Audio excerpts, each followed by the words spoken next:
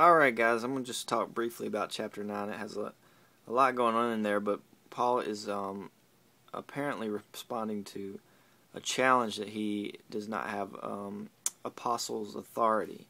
And he basically comes in and says, you guys know that I'm apostle based on your knowledge of me. You know that I do have authority, and what I say does make a difference. And then he goes on to talk about something very interesting, where he starts to talk about sort of him preaching the gospel for free. He refers to some others that are preaching the gospel, obviously getting supported by somebody, much like what I do in youth ministry. But he makes the point, and I think it's a great point, that he's preaching it for free, and he's actually working his butt off so he can do that. Paul was known as a tent maker, and sometimes even today in Christian land, we'll refer to somebody that works for or preaches and has to work a second job as a tent maker. Or a tent making preacher or something like that. I mean, they say it different ways, but basically somebody that's working to pay and help pay for their preaching. And these people are just make an amazing and huge sacrifice.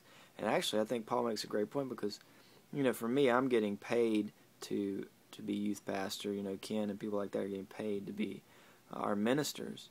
And in a sense, it almost becomes like a job to some of us, where somebody that's working another job and working really hard and volunteering and preaching, it's just a different perspective we might have towards that person. And Paul points that out. It's a very different perspective than we have towards maybe him, because he sees how important this gospel is, that he doesn't view it as a job. He really views it as something that must be done.